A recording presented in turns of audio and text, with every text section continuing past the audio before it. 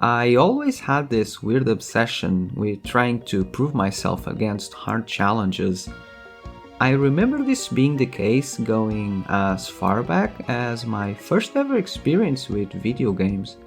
I had just turned 6, and my parents got me a PlayStation 1 along with a copy of Disney's Hercules.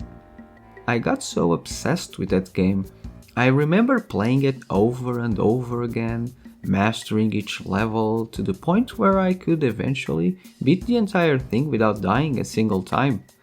And sure, it's a relatively short and easy game overall, but I was super young, so well done, 6-year-old me. It's interesting to look back on that time and reflect on why the hell I felt the need to master the game instead of just moving on to the next new thing. It wouldn't be until many years later that I would first hear about the concept of challenge runs, but there I was in my Donald Duck pajamas just casually doing them for fun. Fast forward a couple of years and I've done everything from Dante Must Die S ranks to level 1 runs in Souls-likes. Again, just for fun. But exactly what does fun mean in this context? I don't think anyone would equate fun with broken controllers and sermons from angry parents, something which may have happened a couple of times. So why then? Up until recently, I had never really thought about why I always felt inclined to play games this way. Whenever the thought crossed my mind, I would wave it off with some vague notions of it's more engaging this way or I'm not some filthy casual. But then something happened. I had an experience unlike any other in any video game I had played before. I went through a challenge so brutal, an ordeal so insanely overt in its intention to put my patience, my resiliency, and my dexterity to the ultimate test, that I finally had to stop and reflect on what the hell was it that motivated me to keep doing it. In short, I walked the path of pain. If you haven't heard of it, Path of Pain is a secret level in the original Hollow Knight. It's a brutally challenging platforming section, putting to the test even the most seasoned of platformer veterans out there. And it's also completely optional. There are no achievements for completing it, and no in-game rewards, apart from a very small cutscene which, let's be honest, you could just watch on YouTube instead. So, why do it? Well, I finished Path of Pain, and I have thoughts. And thoughts not just about the path itself, but difficulty in video games in general, and about life as well. So take a walk with me, let's travel this path together, share the pain and the learning that comes with it. Cause I learned a thing or two about myself by doing this, and who knows, maybe you'll learn something about yourself too. So we get started and I'm immediately struck with the humbling realization of just how unprepared to deal with the coming ordeal I really am. The first obstacle alone is harder than anything that I had done in Hollow Knight up to that point. It requires you to climb a wall by making use of your dash and double jump with maximum precision. Bennett Foddy would approve. Once you get up the wall, you're greeted to the sweet sound of buzzsaws. Get used to that sound, cause you'll be hearing it non-stop for the next couple of hours. After dodging the buzzsaws, you jump on top of some flying bugs and make your way through a very tight tunnel filled with spikes on all sides. That's another fun fact about Path of Pain. It's not exactly a path. It's more like playing a game of floor is lava, but everything is actually lava. There's almost no safe ground for you to step on, and even walls to stick to are hard to come by. So in order to make progress, you'll have to do a lot of pogoing. By performing a jump attack on an enemy or an obstacle, our character will bounce back up. This is what's known as a pogo, and it's essential for aerial movement. Not only does it allow you to keep moving in the air, but each successful pogo also resets your air dash and your double jump, effectively allowing you to keep airborne forever, assuming you're good enough.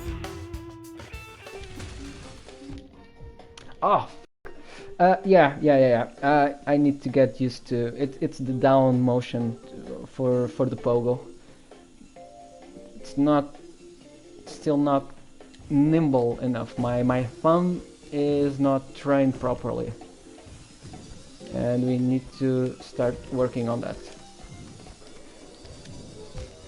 Oh, there's spikes there. Okay, got it, gotcha. Oh! Ooh, uncharted territory. Oh, I caught a glimpse of that descent there. That's a very tight gap. Ooh! Oh, that is so tight. That is diabolical.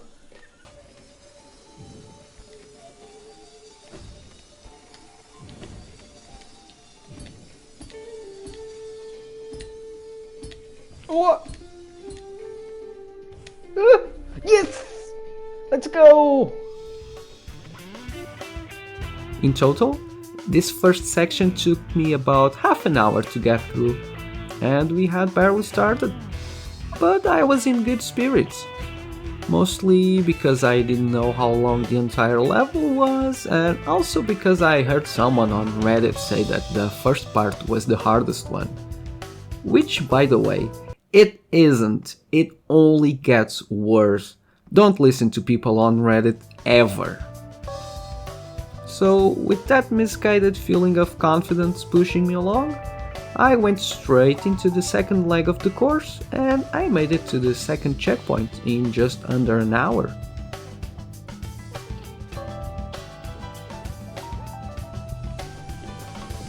Oh, okay. Ow.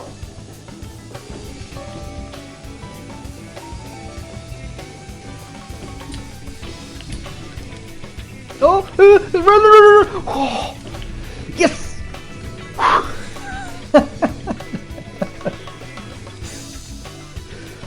I don't know if that was luck or what the hell, but we continue. At this point, let's go back to the question that's fueling this whole dissertation.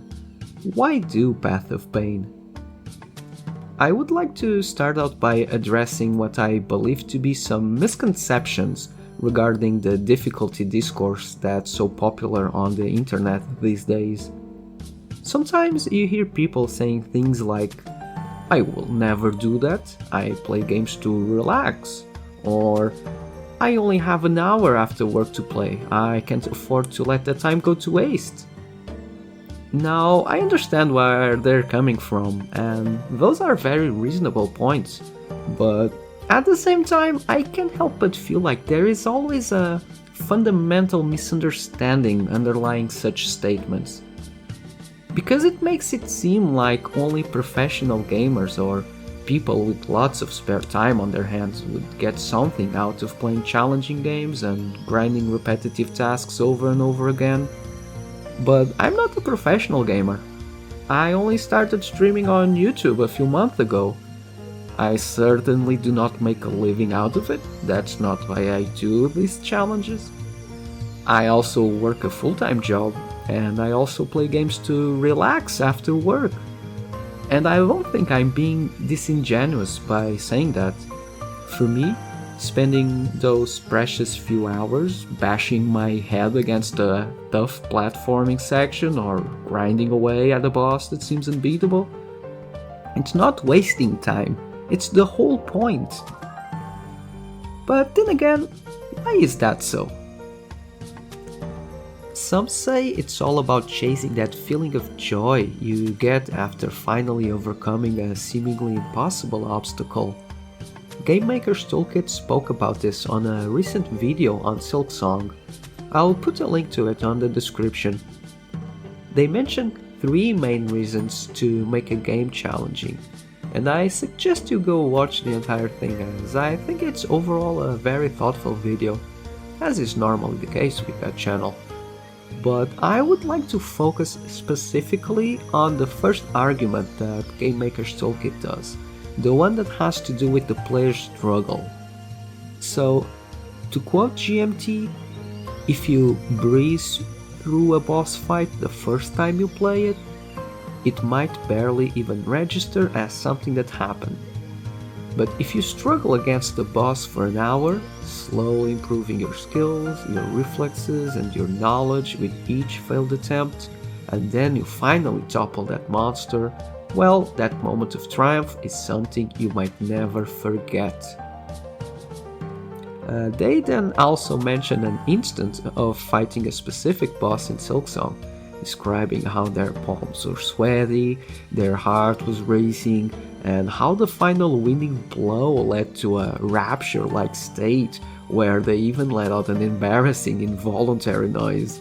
And oh boy, do I relate to this. BAM! Go! Yes! Oh!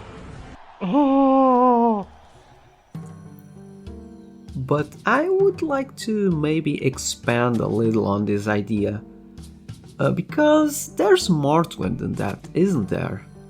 The thing is, that feeling of joy, as intense and memorable as it is ultimately very fleeting. Like tasting a very fine dish or even having an orgasm. If that were the only reward, would it be worth the hours, and in some cases days, of torture that precede it? I mean, I don't care how tasty a dessert is, I would go through an hour of eating feces in order to get to it. And I sure as hell wouldn't subject myself to being spanked in the butt for hours before I would eventually be allowed to have a pleasurable release. No, that definitely never happened before. Anyway, what I mean is that while I totally agree with Game Maker's Toolkit's point of view regarding the big payoff at the end of a very difficult section, I feel like the journey to get there should be emphasized as its own source of satisfaction. The struggle can be rewarding in itself, not just a means to get to the reward at the end. And I may even go so far as to say that some players will specifically search for and enjoy that prolonged state of struggle, much more than the moment of finally putting an end to it. I should expand on this idea. So, there's this YouTube channel called The Electric Underground. If you don't know it, it's a game review channel mainly focused on analyzing modern action games using an old school arcade frame of reference. They are really good at what they do and I highly recommend you go check them out. So I've been watching a lot of their videos lately, and there's this one in particular called Why Permadeath Matters, which really taught me a lot about myself as a gamer. There's a chapter in the video where they talk about 2 different ways by which players can approach a video game. The first one is a playing for progression stance, where progression is directly tied to the value that you get out of playing. In this sense, playing a game is very much like watching a TV series or reading a book, for example. The second one is a playing for performance stance, where you approach a given video game with the same mindset you'd have if you were learning how to play a musical instrument. You're not really worried about experiencing new content or progressing a storyline, but you focus on the mechanical aspects, practicing and honing your skills. I love this idea, because it doesn't frame one stance as better than the other, but it allows people with different mindsets to understand each other a little bit better. If everyone accepted this, there would be no more calling someone a filthy casual while they call you a sweat lord living in their mama's basement. We'd perceive ourselves as equals in our diverging sensibilities. One can even adopt different stances for different games. What I get out of playing a GTA game is very different from what I get from something like Devil May Cry. And if the game in question allows it, you can even experience it both ways. Like playing Hollow Knight for the exploration and lore, or spending hours in the Hall of Gods fighting the Radiants. So all of this to say that when I claim that players can get more out of the struggle itself rather than the moment of success that follows it, I'm speaking of behalf of those who play for performance, approaching games in the same way they would practice a musical instrument, a sport, or even a martial art. I actually know people who do boxing after work as a hobby. I myself did it for a while. I used to get out of work at the end of the day, completely exhausted, and head to the boxing gym to get punched in the face repeatedly. And I didn't do it out of masochism, and I don't think anyone does it like that. It's how you let off some steam, you focus all your attention on what you're doing, you forget about everything else, you exert yourself to utter exhaustion, and you get out of there feeling a little bit lighter. Sometimes you may not even notice any progress, but you still enjoy the time spent there. And I feel like that's what usually happens to me whenever I'm presented with a really tough challenge in a game. I try to enjoy my time dealing with it. And when I get good enough to finally overcome it, I get a very brief feeling of joy, but after that I immediately start looking for the next challenge and look forward to the time that I will be spending dealing with that one. So that's the mindset that I tried to bring with me going into Path of Pain. I wasn't gonna worry about getting it done. I got some drinks, I made a special playlist just for the occasion. I wanted to lose myself in it, savor every moment, cherish every successful step forward, and all around just have fun. And I did have fun. The first couple hours went by with me barely noticing them. And slowly but surely, I was making progress. I was becoming more comfortable with my movement toolkit. Once hard obstacles were turning into mere bumps on the road, I was totally in the zone.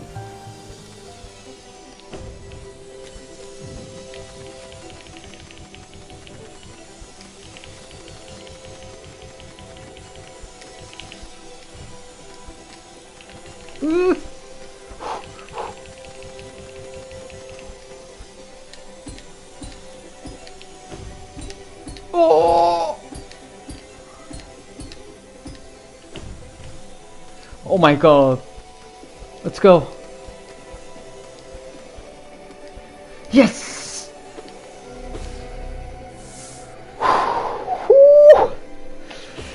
One more. Okay. Oh, this is such a cool song for the final part of the stage. I'll chase the clouds from over Hollow Nest. Only I can fly high enough.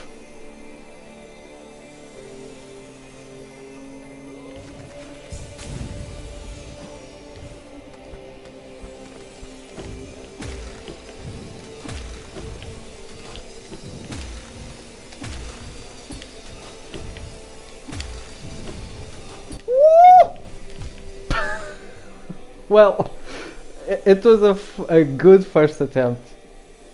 It was a good first attempt, I'll have to admit. At this point, we should address some design features that effectively allow Path of Pain to get us into that so-called zone. Because opposite to what the name would have you believe, Path of Pain isn't going out of its way to get you frustrated and angry. It actually employs lots of little quality of life features. You get lots of checkpoints, and most of them will have a soul statue for you to refill your lives and resources.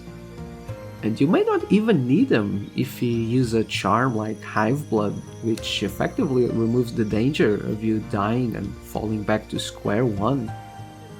And there's a couple of additional little quirks as well. If you happen to fall off a platform and go down to a previous section of the level, you keep your latest checkpoint, so no banned funny shenanigans going on here. You can even activate a checkpoint if you die on the last jump to get there, if you're close enough. What's this gonna be about? Oh, almost. Oh!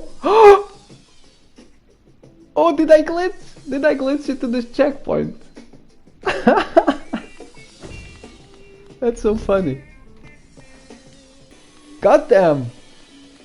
I actually made it. Oh, this opened the gate that was somewhere down there. Yeah. It's nice that they've put this here. So it only be, I guess, 2/3 of the pain next time.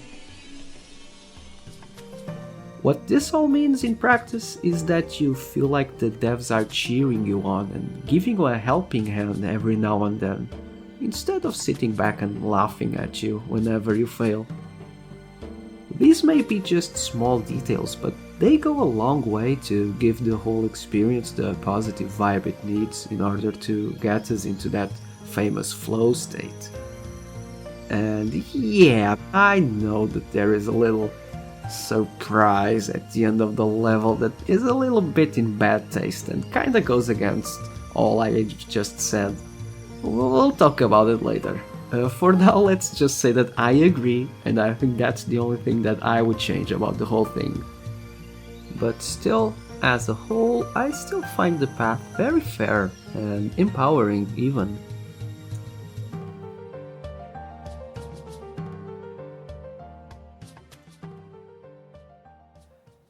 So far, we saw two different approaches that can make something like Path of Pain a rewarding experience. There's the standard teleological notion of satisfaction by overcoming tough challenges, and then there's the idea of enjoying the performative aspect, the struggle itself, in pretty much the same manner that you would enjoy an hour of practicing scales on your guitar or drills in a boxing gym.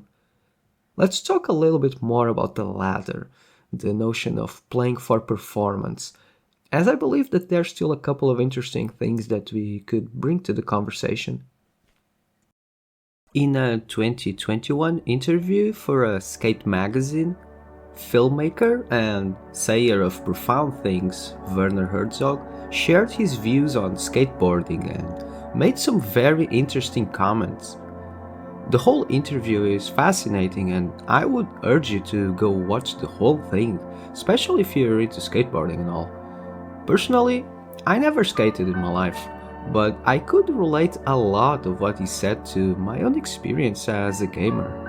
He spoke of his astonishment over the endless trial and error of trying to perform a specific trick, how skaters would get entranced by that idea and chase it restlessly, often neglecting their well-being and even injuring themselves after many failed attempts. So this guy's trying to do this trick.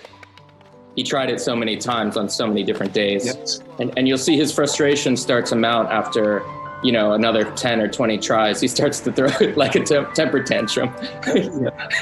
So many failures. That's astonishing, yes. Now, I don't think I ever broke any bones while trying to fight Millennia, and I don't think that a sore thumb counts as an actual injury.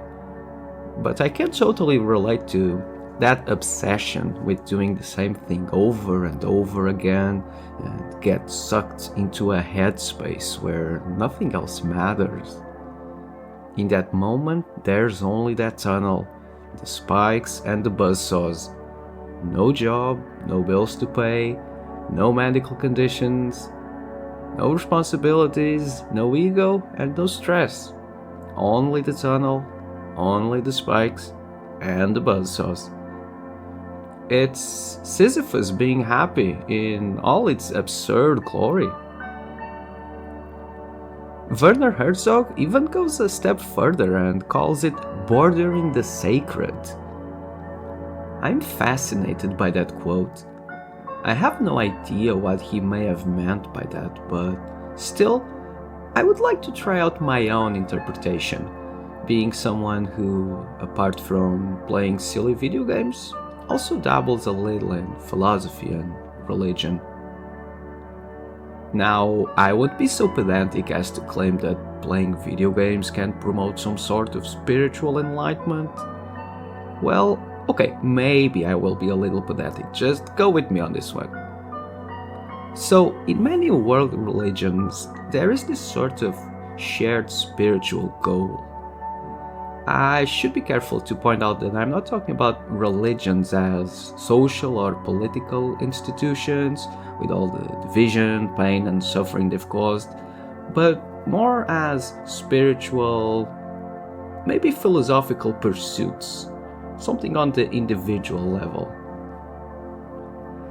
In this sense, if you read many of the holy texts, the New Testament, the teachings of the Buddha, so on, you'll find that there is this underlying idea that our everyday life is a sort of prison, that our everyday worries and ambitions are illnesses that push us further away from each other.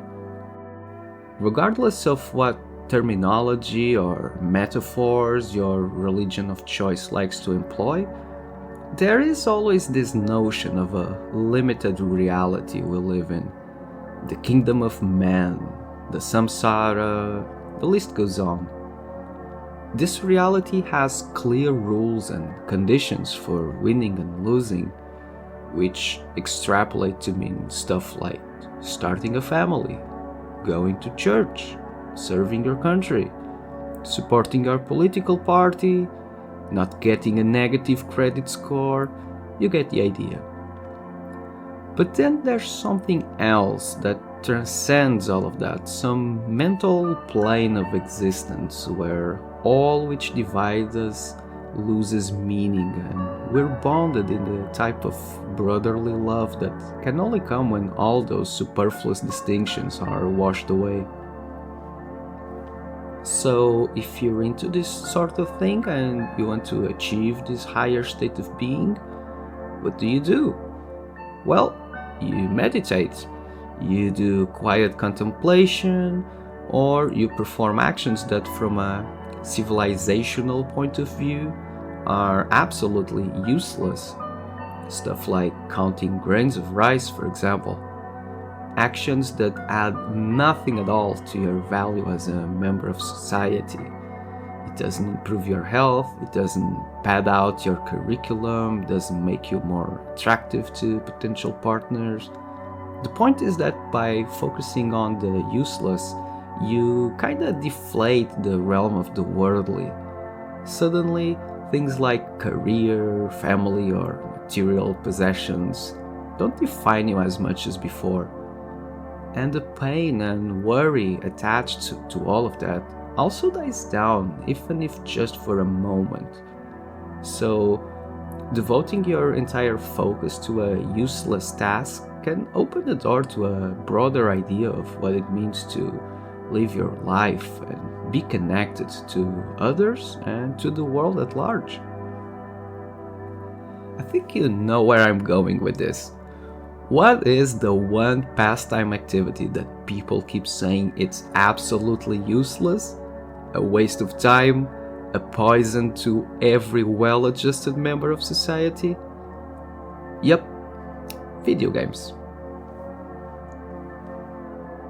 Again, I wouldn't exactly say that doing a kickflip or going through Path of Pain are mystical endeavors, but at the same time, I do really believe that there's some sense of spirituality in the act of investing all my mental capacity into stuff that's ultimately pointless from a societal standpoint. It's kind of a mental failsafe. It keeps my mind in check. It prevents me from investing all my mental and emotional currency into stuff that I cannot fully control. You know, work life, love life, bank account, whatever the case may be. Above all, it allows me to avoid being fully serious about anything, which in turn protects me from the despair that inevitably falls upon those who get fully immersed in their social roles. You know, that feeling of having your back to the wall when things don't go your way, the idea that you led yourself into a dead end and now there isn't anything else out there for you, no escape. I too get weighed down by those dark thoughts sometimes, and I'm always trying to fight them off by trying to see the bigger picture, that all those things that are giving me anxiety and filling me with despair are ultimately not that big of a deal, that there is more to life than that. They're just small knots in an endless tapestry that's the world, and thus should have that same proportional amount of weight in my psyche. There's always something else out there. We just get tunnel vision from having a calcified perception of what we are and what we should do with our lives. Because it's what we've always been used to. And so, I like to think that my decision to be super serious with little pointless activities like video games has a touch of rebellious spirituality to it, and actively helps me with my mental health. I don't know, at least that's what I think happens. Maybe I'm just looking for excuses to keep playing games in my 30s, who knows. I would ask my therapist, but I got rid of them after watching enough Dark Souls Saved Me videos. And so, my path to enlightenment continued, one pogo at a time. However, no philosophy in the world could prepare me for what was still to come. Path of Pain's final stretch is a brutal gauntlet, which requires perfect timing and immaculate execution. You need to balance yourself on sets of moving spears while waiting for the right time to dash through moving buzzsaws, and all of this culminates with the toughest challenge yet, an obstacle that nearly finished me. You need to dash through a little spike tunnel, but the buzzsaw runs through the tunnel. You need to time it out so that you get enough time to cross under the spikes, then double jump out of the way of the buzzsaw, and you also need to pogo on the buzzsaw to reset your aerial maneuvers so that you can make it to the end. This one nearly broke me. That obstacle seemed insurmountable by itself, and just getting to it was proving to be harder than anything I had done before.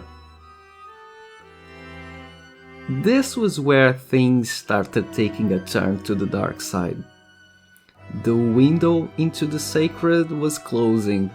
The void tentacles of the mundane were starting to take over me again. It was getting very late. I was starting to think of how sleep deprived I would be for work the next day. And I was also starting to get very frustrated and angry with myself due to the notion that people stayed up late to watch me finish this damn thing and I would let them down. All in all, that last stretch was tough, not gonna lie. Macadela. Hey, to the guys over at Reddit who were talking about the first section of Path of Pain being the hardest, yeah, go to caralho. That's what I have to say.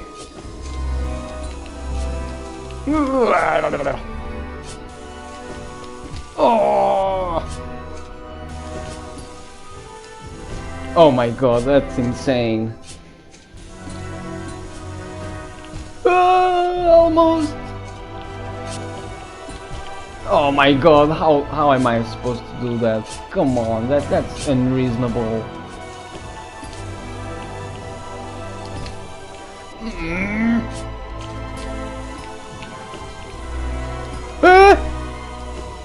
What did you do? Oh. Was that? Tell me that was the end. Oh, it's so painful. But as I was at my lowest, chat kept spirits high. They were lively and fun all throughout the run, and they kept cheering me on even when I had lost all hope. Hell, I even had people in chat fire up Hollow Knight on their computer and attempt to do the run and beat me to the finish line, which led to some fun moments of friendly banter. And you know what? I wonder if maybe this is what it's all about. Maybe there's no higher purpose, no zen-like state of being to be achieved. Maybe we just do these stupid challenges to connect with one another, to partake in the communal experience of laughing at our failures and cheering our small victories. Maybe we don't need these experiences to transcend the world we live in. Sometimes it's good enough for us to be just a couple of Sisyphi getting together and helping each other carry their respective boulders. Maybe crack a joke or two along the way, you know. It may only border on the sacred and not quite get there. But maybe that's all we can really ask for. And so, with a little help from my friends, eventually this happened.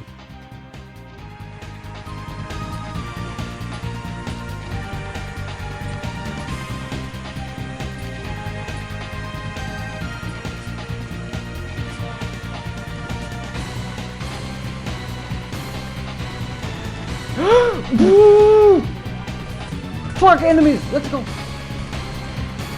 I'm spamming.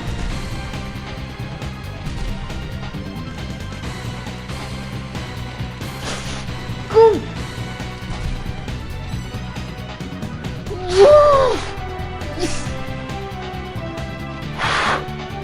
We did it! Oh my fucking god.